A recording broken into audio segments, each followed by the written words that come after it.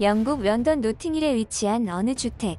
그래, 결혼해서 평생을 같이 할 배우자를 선택하는 것에 자신의 선택이 제일 중요한 법이다. 하지만 외국인과 결혼을 하더라도 살림은 여기에서 차려야 한다. 그건 반드시 지켜야 해. 알겠니? 다소 과묵해 보이는 아버지와 딸이 심각한 표정으로 대화를 하고 있는데요. 외국인과의 결혼을 앞두고 있는 듯한 여성은 아버지와의 대화에서 표정이 그리 밝지가 않습니다. 그런데 얼마 후 이 여성은 한국으로 떠나게 되고 아버지와 연을 끊고 살게 됩니다. 하지만 연을 끊고 살던 아버지와 딸은 충격적인 모습으로 재회를 하게 되고 끝내 아버지는 딸 앞에서 눈물을 보이고 말았다고 하는데요. 도대체 그들에게는 무슨 사연이 있었던 것일까요? 안녕하세요. 저는 영국에서 의대를 나와 의사로 재직 중인 렉시라고 합니다. 저희 부모님은 좋은 말로 하면 엄청 점잖으신 편입니다. 조금 더 객관적으로 말씀을 드리자면 과묵하시고 보수적인 편이시죠. 제가 의대 공부를 시작하기 전에도 네가 의사가 되어 죽어가는 많은 사람들의 목숨을 살린다면 그보다 더 보람 있는 일이 있을까 싶구나 라며 진로를 고민 중인 제가 의사를 희망하길 바라는 말을 한 바퀴 돌려서 소극적으로 내비치실 정도였으니까요. 사실 제가 의사라는 직업을 선택한 것도 아버지의 영향이 컸습니다. 당시에는 진짜로 뭔가가 되고 싶다거나 되어야겠다라는 게 전혀 없었거든요. 그러던 중에 아버지가 의사는 보람된 직업이다 라고 넌지시 말씀을 하시니 냅다 그쪽에 꽂혀서 공부만 죽어라 했던 거죠. 하지만 공부를 하면서 실제로 의사가 된 이후에는 조금씩 생각이 바뀌었습니다. 뭐랄까? 조금은 철이 들었다고 해야 하나요? 아버지가 말씀하시던 보람이라는 게 뭔지 조금은 알 수 있을 것 같았거든요. 아무튼 저와 아버지의 관계는 나무랄 데 없이 좋았고 심지어 제가 제일 존경하는 사람은 히포크라테스가 아니라 저희 아버지였으니까요. 적어도 그 사건이 있기 전까지는 분명히 그랬습니다. 정말 아쉽게도 저는 얼마 전 유부녀가 되었습니다. 하나도 아쉽지 않다고요? 이런... 죄송하네요. 뭐 어쨌든 저에게는 아버지 외에도 사랑하는 사람이 한 명 더 생겼습니다. 제 남편은 한국인인데요. 영국에서 공부를 하면서 처음 만나 2년의 불같은 연애 끝에 결혼을 하게 되었죠. 아버지를 닮아서인지 요즘의 제 나이대 여성들에 비하면 좀 많이 보수적인 편인 것 같아요. 2년이나 만나보니 이 남자와 결혼을 해도 되겠다는 판단이 들더라고요. 요즘은 뭐 번갯불에 콩 구워 먹듯 몇 개월 만나고 바로 결혼하는 커플들이 많잖아요. 그런 커플들에 비하면 저희들은 엄청 보수적인 편이라는 이야기죠. 저는 정말로 이때까지는 결혼 문제로 아버지와 갈등이 있을 거라고는 상상조차 하지 못했어요. 애초에 저희 아버지와 저는 갈등이라는 걸 단 한 번도 겪지 않았으니 당연한 생각이었죠. 처음으로 사랑하는 사람이 생겼고 이 사람과 결혼을 해야겠다는 생각이 들어 부모님에게 소개를 시켜주었습니다. 여기까지는 너무나 순조로웠고 저희 부모님도 저희 남편을 마음에 들어 했어요. 그런데 결혼 후의 계획에 대해서 말씀을 드리는 순간부터 지옥은 시작되었죠. 저희들은 결혼 후 한국에서 신혼생활을 하겠다고 말씀을 드렸더니 결혼은 하되 절대 영국을 벗어나지는 말라는 거예요. 그런 게 어디 있냐며 저 또한 처음으로 아버지에게 반항하며 대들었어요. 그러다가 아버지를 설득하기 시작했죠. 사실 제가 한국에 가서 신혼생활을 하겠다는 이유는 남편이 한국인이라서만은 아니었어요. 2번 얻기 힘든 천금 같은 기회가 저에게 주어졌기 때문이죠. 물론 그 기회를 얻게 된 것은 저의 남편이 한국인이었기 때문이 컸지만요. 그 기회는 바로 한국 병원에서 한국의 의료기술을 접하고 배울 수 있는 기술 연수였습니다. 몇 년 전부터는 한국의 의료기술이 미국에 버금가는 수준으로 올라섰고 심지어 몇몇 분야에서는 미국을 능가하는 수준을 보여주고 있기에 의사들 사이에서는 나름대로 핫플레이스가 한국이었어요. 그래서인지 경쟁률도 엄청 심해서 가고 싶다고 다 갈 수 있는 게 아니었죠. 이번 기회만 제대로 잡으면 의사로서의 실력을 업그레이드 시킬 수 있고 장기적으로 더 많은 환자들의 목숨을 살릴 수 있었습니다. 무조건 잡아야 하는 기회였죠. 그런 기회와 더불어 한국인 남편의 영향으로 한국인을 선택하게 되었고 이 사실을 아버지에게 알리자 결사반대에 부딪힌 거죠. 저는 도무지 아버지가 이해가 되지 않았어요. 죽어가는 많은 환자들을 살리는 의사가 보람된 직업이라며 저에게 권할 때는 언제고 지금은 더 많은 환자들을 살릴 수 있는 기회가 있음에도 반대를 하고 있으니 말이죠. 제가 아무리 한국의 의술에 대한 팩트를 말씀해드려도 씨알도 먹히지 않았죠. 아버지는 한국에 대한 편견이 좀 있는 듯 했습니다. 딸아. 한국이라면 이 아버지도 알 만큼 알고 있단다. 한국은 지금 전 세계에서 유일한 분단 국가라는 것도 말이지.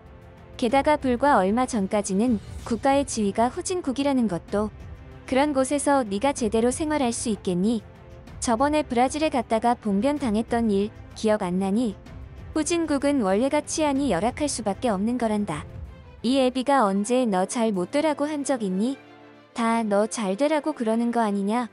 사실 예전에 가족끼리 브라질에 놀러 갔다가 좋지 않은 경험을 한 적이 있는데 그때 이후로 저희 아버지는 후진국으로는 절대 여행을 가지 않으시려고 했어요. 한국은 이미 국가지위가 선진국의 반열에 올라섰는데도 선진국으로서의 기간이 짧다고 걱정을 하시는 거였죠.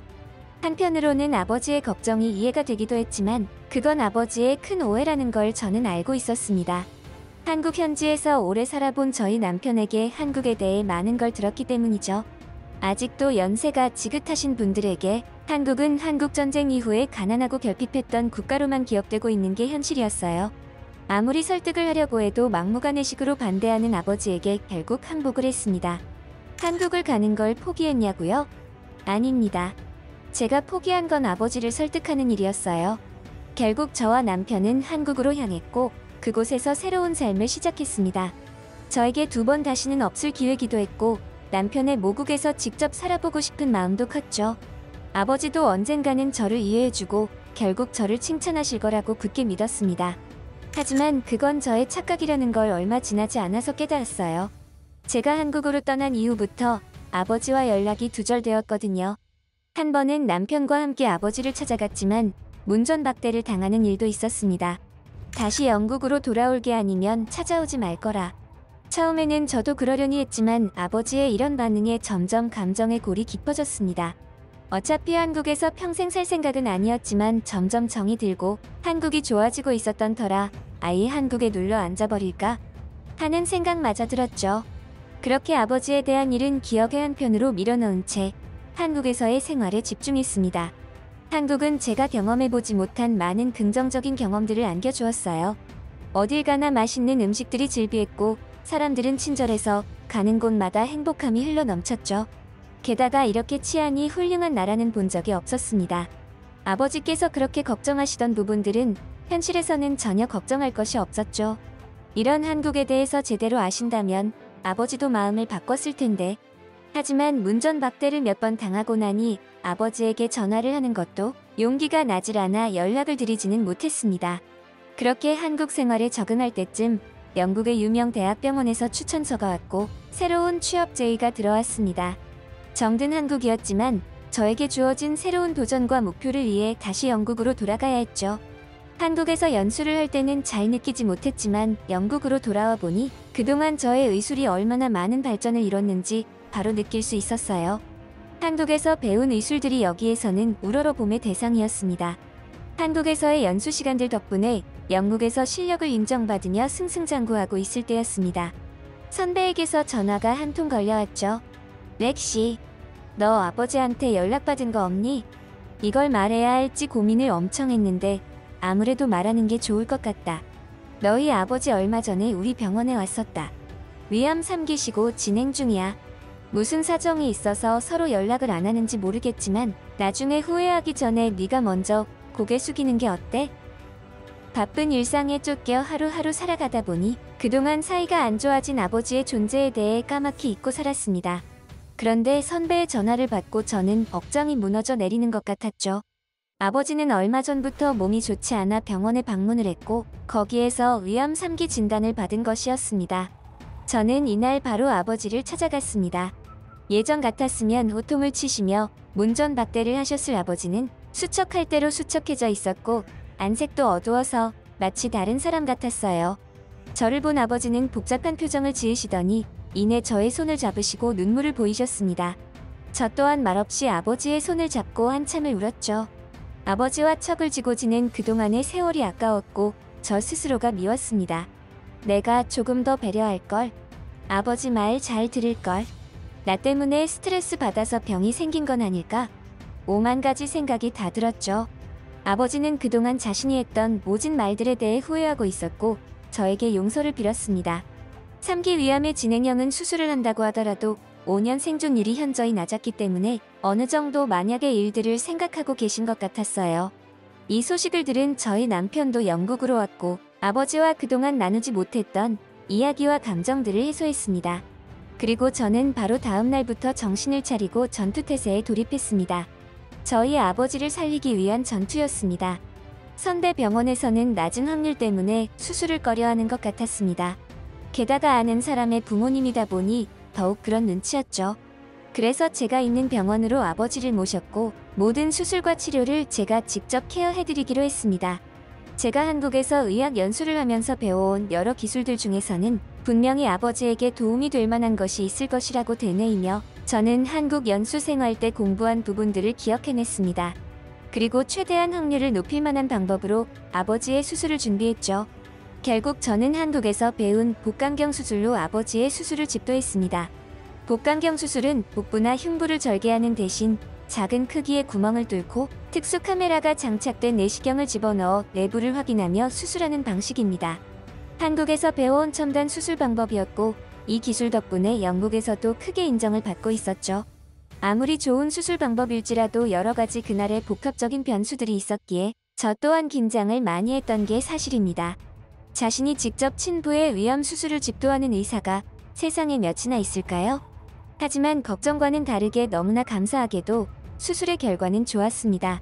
수술 후 합병증 발생이 절개 수술에 비해 절반가량 낮고 환자의 회복이 빠르다는 복강경 수술의 장점 덕분에 더욱 그랬죠. 그로부터 6년이라는 세월이 흘렀습니다. 여전히 저와 남편은 주기적으로 한국을 방문하고 있습니다.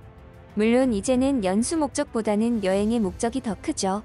과거와는 조금 다른 점은 한국 여행에 저희 아버지도 함께 간다는 것입니다.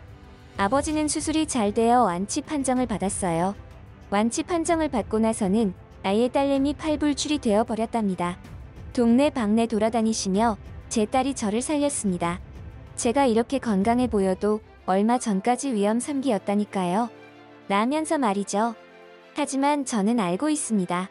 저희 아버지를 살린 건 한국의 의료 기술이라는 사실을요.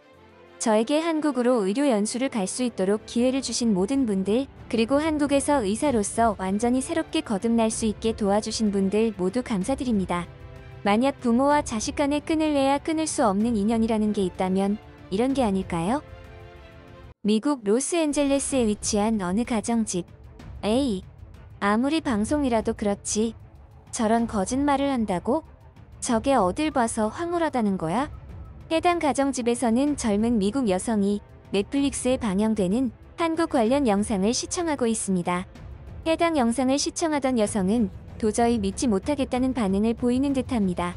그런데 이 여성은 얼마 후 해당 영상의 진위를 파악하기 위해 한국을 직접 방문하게 되고 그곳에서 놀라운 경험을 하게 되었다고 하는데요. 도대체 그녀에게는 무슨 사연이 있었던 것일까요? 안녕하세요. 저는 미국에서 사무직 회사에 다니며 평범한 생활을 하는 마리포사라고 합니다. 오늘 여러분들에게 말씀드릴 이야기는 제가 한국에서 겪은 특이한 경험에 대한 이야기입니다. 마리포사, 너 또 고기 먹냐? 그놈의 고기 좀 그만 먹어. 또 체하면 어쩌려고 그래? 저희 부모님이 저에게 늘 입버릇처럼 말씀하시는 레파토리입니다. 그만큼 제가 고기를 좋아하기도 했지만 고기만 먹으면 늘 체하는 바람에 부모님의 이런 반응도 어느 정도 이해는 갑니다. 고기를 좋아하는 여자라고 해서 제 몸매가 뚱뚱하거나 비만한 것은 아니에요. 양을 많이 먹는 건 아니거든요. 제가 고기를 좋아하지만 고기만 먹고 나면 체하는 이상한 체질 때문에 부모님의 걱정이 많았습니다. 그러다가 부모님의 지인 중에 한국인 의사분이 있으셨는데 그분에게 조언을 얻어온 적이 있었죠.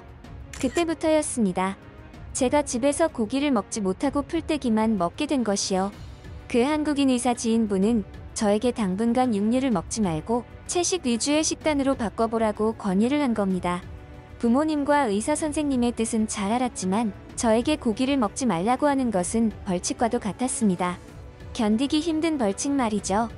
하지만 그런 식으로 자꾸 체하다가는 건강상에 큰 문제가 생길 수도 있다는 무서운 말을 듣고 어쩔 수 없이 채식 식단을 유지하는 중이죠.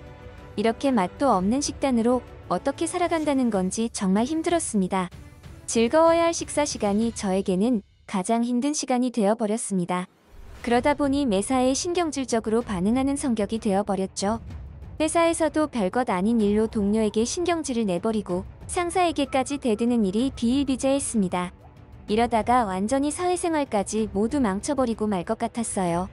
도저히 안 되겠다 싶어서 회사는 하루 휴가를 내고 집에서 푹 쉬었습니다. 그리고 그날 제 인생을 완전히 뒤바꾸어줄 그 방송을 보게 되었죠.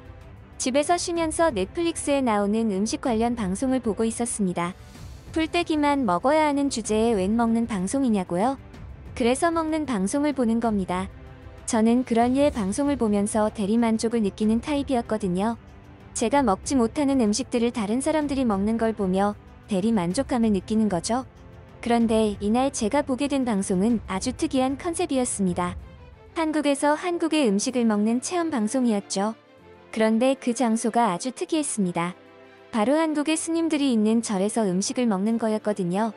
방송에서는 출연자들이 절에서 스님이 해준 음식들을 먹으며 황홀한 표정을 짓고 정말 맛있다는 표현을 했습니다. 에이, 아무리 방송이라도 그렇지. 저런 거짓말을 한다고? 저게 어딜 봐서 황홀하다는 거야? 딱 봐도 고기 한 점 없고 전부 풀떼기 밖에 없구만 뭘. 내가 먹는 식단이랑 별반 다를 것도 없잖아. 어김없이 풀떼기 샐러드를 먹으며 기운 빠진 목소리로 혼잣말했죠. 그런데 참 희한하게도 그 방송을 계속 보다 보니 진짜로 저 방송에서 보여지는 사찰 음식이 맛있어 보이는 겁니다. 방송이라서 그런 건가 싶었지만 해당 영상 속에서 사찰 음식을 먹는 출연자들의 표정이 진심으로 맛있어하고 행복해하는 표정이어서 진짜일지도 모른다고 생각하게 되었습니다. 진짜 저 풀떼기 음식들이 맛있어서 저러는 거라고? 진짜일까? 살면서 풀 반찬이 맛있어서 먹는 경우는 본 적이 없는데 그런데도 저 표정들은 진짜 같단 말이지. 만약 저 음식들이 실제로 맛있는 음식이라면 건강상 채식주의를 억지로 해야 하는 저에게는 큰 의미가 있어 보였습니다. 그런데도 여전히 그럴 리 없다는 쪽으로 마음이 기울었고 그 장면들은 어느새 잊힌 채 일상생활을 하고 있었습니다. 휴가를 내고 쉬고 왔음에도 여전히 회사 생활은 변한 게 없었습니다. 여전히 저는 날카로웠고 신경질적인 반응이 툭툭 나왔습니다. 이 정도면 고기를 못 먹어서 그런 게 아니라 원래 내 성격이 이랬나 싶은 정도였죠. 그리고 퇴근을 한 어느 날 저는 집에서 예전에 봤었던 한국 사찰 음식에 대한 영상을 다시 보았습니다. 그리고 그날 무언가에 홀린 듯 잠들기 전까지 한국의 사찰 음식에 대해서 알아보았습니다. 제가 생각했던 것 이상으로 한국에는 지역별로 사찰이 많았습니다. 그리고 템플스테이라는 특이한 한국 문화를 알게 되었죠. 이것은 한국의 사찰에서 스님들의 생활을 직접 체험하는 프로그램의 일종이었습니다. 이러한 프로그램은 한국의 불교, 문화, 명상 수행 등에 대해 더 많이 배우고자 하는 사람들이 참여하는 인기 프로그램이었죠. 심지어 이 프로그램은 한국인뿐만 아니라 미국이나 유럽 등 세계 각국에서 많은 참여가 이루어지고 있었습니다. 한국을 여행하면서 순차적으로 경험하는 로테이션 관광의 한 요소가 아니라 오직 템플스테이만을 위해 한국으로 여행을 오는 외국인들도 많다는 걸 알게 되었죠. 저는 순간 심장이 두근거렸습니다. 처음에는 한국의 채식 식단에 대해서 호기심이 생겨 알아보게 되었는데 이제는 좀 더 깊은 문화에 대한 호기심이 생기게 된 거죠. 한국에서 템플스테이 프로그램을 진행하는 곳을 몇 군데 알아본 저는 바로 한국 여행을 계획했습니다. 초행길이었고 혼자 가는 여행인지라 조금은 무서웠지만 후기를 알아보니 저뿐만 아니라 많은 사람이 한국을 혼자서 여행한다는 사실을 알았습니다. 그게 가능한 곳이 바로 한국이었죠. 한 번도 가보지 않은 곳이었지만 치안은 확실히 안전한 곳인 것 같았습니다. 한국에 도착하기 전까지는 부푼 꿈을 꾸며 설레는 마음으로 기대했습니다. 이때까지만 하더라도 한국에서 그런 일들을 겪을지는 꿈에도 몰랐죠. 혼자 가는 한국 여행이 시작되었습니다. 저는 한국에 도착했고 템플스테이를 위한 준비가 끝났습니다. 하지만 스케줄이 조금 안 맞아서 템플스테이를 위해 사찰에 들어가기까지는 이틀이라는 시간이 남았습니다. 그래서 저는 그 시간을 호텔에서 허비하는 게 싫어 한국의 여러 문화를 탐방해보기로 결심했죠. 가이드도 없이 혼자 하는 여행이었기에 모든 것을 저 스스로 알아보고 다녀야 했습니다. 낯선 곳에서의 부담은 있었지만 자유롭다는 큰 장점이 있었죠. 먼저 서울에 있는 전통시장을 둘러보기 위해 나갔습니다. 그리고 저는 전통시장을 구경해보기도 전에 큰 실수를 해버리고 말았죠. 시장에 가는 도중에 참을 수 없는 냄새에 유혹되어 어떤 식당으로 들어가게 되었습니다. 하필이면 그곳은 제가 그토록 좋아하지만 부모님과 한국인 의사 선생님의 당부로 먹지 못하고 있던 고기 요리를 파는 식당이었습니다. 숯불 양념 불고기라는 음식이었는데 식당 안에서는 물론이고 외부에 테이블까지 있어서 지나가는 사람들에게는 아주 곤욕이었습니다. 그 고기를 굽는 냄새가 완전히 예술이었거든요. 아마도 이 식당의 주요 전략이기도 하겠죠. 그걸 알면서도 저는 그 상술에 당하고 말았습니다. 어차피 저는 음식을 먹어도 소량만 먹는 소식파였기에 맛만 보자고 스스로 합리화를 했죠. 한국까지 왔는데 이런 것도 맛보지 못하고 돌아간다면 엄청 억울할 것 같았거든요. 맛만 보려고 했던 저는 앉은 자리에서 4인분을 혼자서 먹은 뒤 식당을 나왔습니다. 완전히 망했죠. 아니나 다를까 식사하고 소화를 시키기 위해 이곳저곳 돌아다니며 열심히 걸었지만 점점 머리가 띵하면서 체기가 나타났습니다. 고기만 먹으면 체하는 저의 얄궂은 체질 덕분에 이번에도 어김없이 체했던 겁니다.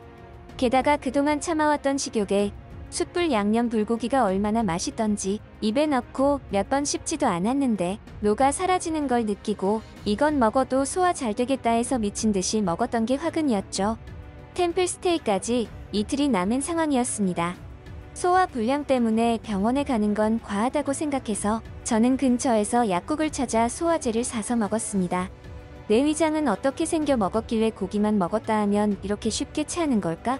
이렇게 생겨 먹을 거면 고기라도 싫어하던지. 어휴, 내 팔자야. 혼자서 여행을 왔는데 몸까지 아프니 부모님이 생각났습니다.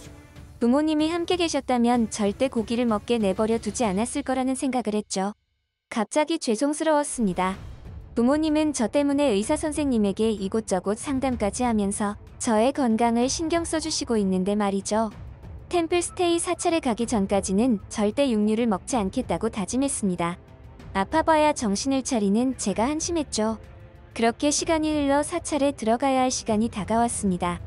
하지만 큰 문제가 있었습니다. 소화제를 먹었지만 깊게 체한 것인지 체기가 아직도 내려가지 않은 상태였습니다. 이런 상태로는 사찰에 들어가서 템플 스테이 프로그램에 제대로 참여할 수 있을지 의문이었죠. 프로그램 참여를 취소하고 병원에 가서 치료를 받거나 아니면 최악의 경우 여행을 중단하고 다시 돌아가야 하나 고민이 되었습니다. 하지만 저는 템플 스테이 프로그램을 정상적으로 참여하는 쪽으로 마음을 굳혔죠. 원래의 목적이 템플 스테이를 경험하는 것이었는데 저의 이런 몸 상태 때문에 그걸 포기하는 것은 너무 억울했으니까요. 그리고 사찰에 들어가서 프로그램에 참여하고 정 상태가 좋지 않으면 그때 다시 생각해봐도 괜찮을 거라고 생각했습니다. 한국의 사찰을 처음 보게 된 저는 특유의 웅장함과 고요함에 큰 감동을 하였습니다. 하지만 그 감동도 잠시, 저는 사찰의 스님들과 템플 스테이 참가자들 앞에서 큰 실례를 범하고 말았습니다. 그분들이 있는 곳에서 구토하고 말았거든요. 깊게 체한 것이 원인이 되어 갑자기 어지럼증이 생기더니 순간적으로 개워내고 말았죠. 저는 너무 부끄럽고 미안하고 창피했습니다. 하지만 스님들과 프로그램 참여자분들은 오히려 저를 걱정해주고 다독여 주었습니다. 그리고 한 스님에게 제 사정을 이야기하니 저에게 잠시만 기다려보라고 하더니 무언가를 가져오셨습니다. 그리고 제 손가락을 실로 묶고 손톱 이쪽을 바늘로 튕기듯 찔렀습니다. 처음에는 뭐하는 행동인지 알 수 없어 거부하려고 했으나 자연스럽고 조용한 스님의 행동에 알 수 없는 신뢰감이 생겨 그 행동을 그대로 받아들였죠. 잠깐의 통증이 있었고 저의 손톱 위쪽 피부에서는 한 방울의 피가 맺혔습니다. 그 혈액의 색깔은 우리가 흔히 알고 있는 붉은색이 아닌 검은색에 가까웠습니다. 그리고 저는 다시 한번 스님과 프로그램 참여자들 앞에서 큰 실례를 범하고 말았습니다. 제 의지와는 다르게 제 입에서는 콜라를 한 트럭을 먹은 듯한 트림 소리가 났거든요. 잠시의 침묵이 흐르고 그 현장은 웃음바다가 되었습니다. 저처럼 외국에서 온 분들도 계셨고 한국 분도 계셨습니다. 서로 얼굴도 피부도 다른 사람들이었지만 저희는 왠지 모르게 동질감을 느꼈습니다. 거짓말처럼 그 이후로 저의 체기가 사라져버렸습니다. 정상적인 컨디션이 되자 사찰의 분위기를 더 실감나게 느낄 수 있었습니다. 사찰은 너무나 평화로웠고 고요했습니다. 그리고 혼자만의 시간을 가질 때면 저 스스로 내면의 성찰을 할 수 있었죠. 정말이지 독특한 경험이었습니다.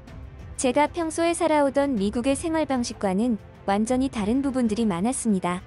속도를 늦추고 기술과 단절하며 자아 성찰을 시도했습니다. 외부적인 요소가 아닌 내부적인 요소에 집중하여 마음이 상쾌해지는 체험을 할 수 있었죠. 사찰 내부는 자연의 일부와 같았습니다. 아름다운 자연환경의 고요한 분위기가 어우러져 그 속에 있는 사람들은 자연스럽게 새로운 에너지를 받을 수 있는 멋진 경험이었죠. 그리고 무엇보다 사찰에서 먹은 그 음식들은 제가 알고 있던 채식이 아니었습니다. 사찰 스님의 특유의 레시피가 있었던 것인지 제가 미국에서 먹던 샐러드와는 비교도 되지 않을 정도로 맛있었습니다. 두부냉국, 우거지국, 맹콩국 등의 국물 요리가 있었고 김치류, 송이버섯 조림, 곤약 조림과 같은 조림류, 말린 취나물 볶음, 죽순 볶음처럼 볶음 요리도 있었습니다. 심지어 고기 맛이 나는 음식도 있었는데 콩으로 만든 스테이크였습니다. 정말 생긴 건 스테이크였고 그 맛도 고기 맛이 났습니다. 이 음식을 콩으로 만든 거라는 게 도저히 믿기질 않았죠. 이런 기술이 있다는 사실은 저에게 충격으로 다가왔습니다. 채식임에도 이렇게 맛있는 식사가 가능하다는 게 직접 먹으면서도 믿기질 않았죠. 제가 미국에서 봤던 방송에서는 오히려 편집이 많이 되어서 그 사찰 채식에 대한 매력을 온전히 보여주지 못했다는 생각마저 들었습니다. 그렇게 3일 동안의 템플 스테이가 끝나고 저는 다시 미국으로 돌아왔습니다. 미국에서 원래의 일상으로 돌아온 저는 예전과는 달라진 저의 모습을 인지할 수 있었습니다. 그 덕분인지 늘 신경질적이던 회사 생활은 부드럽고 활력이 넘치는 회사 생활로 변했고 주변 사람들도 더 이상 저를 보고 인상을 찌푸리지 않았습니다. 게다가 더 이상 저는 고기를 먹어도 체하지 않았습니다. 정말 신기한 일이죠? 부모님의 지인 한국인 의사 선생님도 무슨 영문인지 모르겠다고 하시더라고요. 애초에 저의 체질이 워낙 소화계통이 약한 사람이라서 고기를 소화하는 데 어려움이 있는 거라고 하셨는데 한국 여행을 다녀온 이후부터는 거짓말처럼 체하는 일이 없었습니다. 한국에서 템플 스테이를 경험하고 나서 저의 마인드가 완전히 변해버린 느낌입니다. 한국의 예절과 배려 문화를 접하고 어느 정도 제 마음속에 있던 욕심들을 조금씩 덜어내고 나니 그 어느 때보다 활력 넘치는 생활을 할 수 있게 되었죠. 아마 짐작건대 제가 더 이상 고기를 먹어도 체하지 않는 것은 그런 부분들과 연관이 있지 않을까 생각합니다. 지옥 같은 저의 일상을 천국으로 만들어준 한국 문화, 제가 어떻게 사랑하지 않을 수 있을까요?